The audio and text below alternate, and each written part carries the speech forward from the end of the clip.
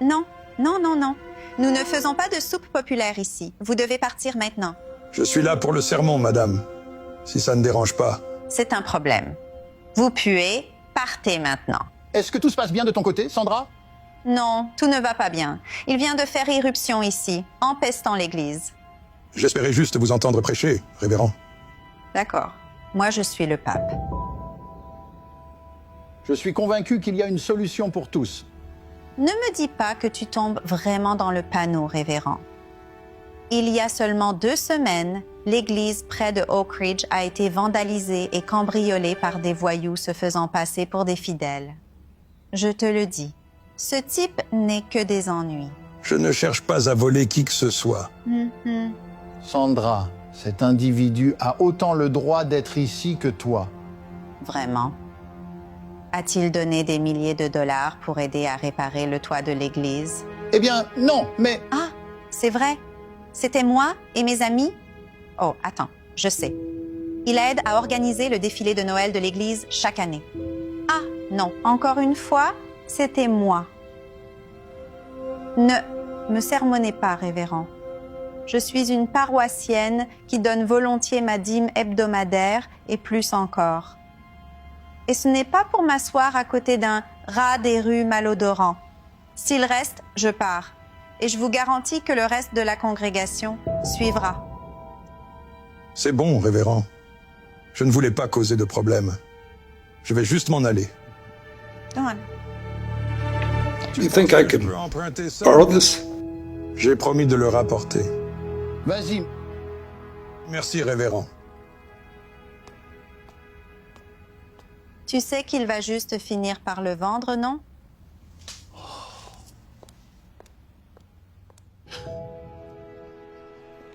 Que Dieu vous bénisse. Merci d'être venu. Vous avez de la monnaie?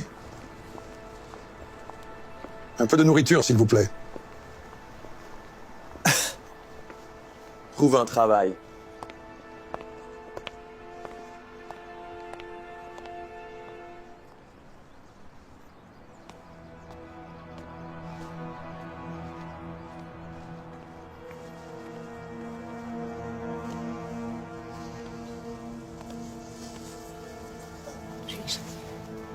Comment c'est passé? Tu nous as pris à manger? Et pour les médicaments? Désolé, tout le monde. Je n'ai pas mangé. Nos provisions pour aujourd'hui. Nous apprécions votre effort. Mais je ne suis pas revenu les mains vides. Vous avez dit que vous vouliez entendre un sermon. Et par Dieu, vous allez avoir un sermon. Matthieu 25, versets 35 et 36. Car j'avais faim, et vous m'avez donné à manger. J'avais soif, et vous m'avez donné à boire. J'étais un étranger. Vous m'avez accueilli. J'avais besoin de vêtements, et vous m'avez habillé. J'étais malade. Vous m'avez soigné. J'étais en prison. Vous êtes venu me voir.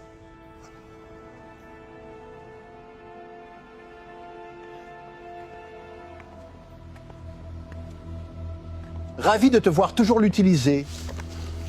Désolé de l'avoir gardé si longtemps. Je comptais le ramener bientôt. Garde-le. Ce n'est pas pourquoi je suis là aujourd'hui. Oh. Et pourquoi es-tu là? J'ai fait une collecte à l'église hier et je pensais que ça pourrait vous être utile. Vous n'imaginez pas l'importance pour nous. Génial. Je vous invite tous à vous servir. C'est tout un troupeau que vous avez là. Ce sont des gens bien. Eh bien, comment se sont-ils tous retrouvés ici? Il y a plusieurs raisons. Jim a perdu sa famille dans un accident de voiture il y a environ 3 ans. L'accident lui a laissé une mauvaise jambe. Il ne pouvait plus travailler dans l'entrepôt. Sarah est ici depuis plus longtemps que moi. Elle était accro aux pilules. Ça a vraiment gâché sa vie. Elle a tout perdu, et tout le monde. Mais avec l'aide du bon Dieu et beaucoup de soutien, des bonnes gens ici présents, nous l'avons aidée à s'en sortir.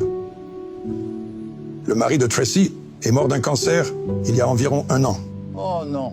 Elle s'est ruinée en essayant de payer les factures d'hôpital, ce qui, en plus de perdre son mari, l'a plongée dans une profonde dépression. Elle a perdu son emploi, ses amis. Et finalement, sa maison.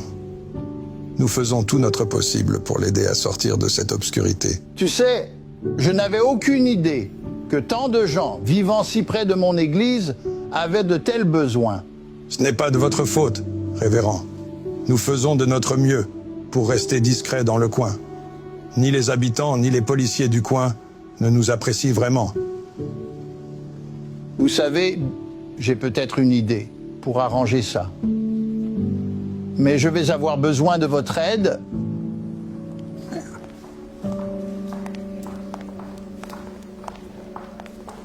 Toi, qu'est-ce que tu fais ici? Je t'ai déjà dit la semaine dernière que tu ne peux pas être ici. Non, Sandra, ce sont mes invités. Quoi? Tu les as invités? Pourquoi? Parce que c'était la bonne chose à faire. Non, c'est dangereux, c'est tout. Non, ce sont de bonnes personnes. Tout comme vous. Elles veulent entendre la parole du Seigneur. Qui sommes-nous pour le leur refuser? C'est scandaleux. Révérend, qu'est-ce qui vous prend? Un bon ami à moi me l'a rappelé, de Matthieu 25, 35. Il a dit, « Car j'avais faim, et vous m'avez donné à manger, car j'avais soif, et vous m'avez donné à boire. Car j'étais un étranger, et vous m'avez accueilli. » Et ce verset parle de compassion pour les étrangers dans le besoin. Et je sais que cette communauté a de la compassion. La semaine dernière, je vous ai tous demandé de donner des vêtements, de la nourriture et des fournitures médicales pour ceux qui sont dans le besoin. Et vous, vous avez livré avec joie. Regardez autour de vous. Voici toutes les personnes que vos dons ont aidées. Mais je demande, pourquoi notre charité et bienveillance doivent-elles s'arrêter ici? Nous pouvons donner de la nourriture et des vêtements à ces braves gens, mais nous ne pouvons pas partager nos bancs avec eux. Trop longtemps, nous avons ignoré la souffrance de nos concitoyens. Nous les avons rejetés, forcés à vivre dans l'ombre pour faire semblant qu'ils n'existent pas. Je dis ça suffit. Nous ne jugerons plus ces personnes. Nous ne les éviterons pas. Nous les accueillerons et les inviterons dans notre lieu de culte. Allez-y, soyez de bons voisins et présentez-vous à nos nouveaux paroissiens. Faites-leur bon accueil. Allez.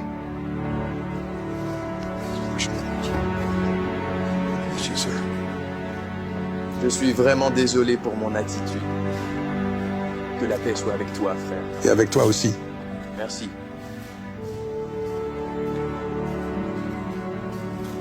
Désolée, moi aussi. Peut-être pourrions recommencer. Merci.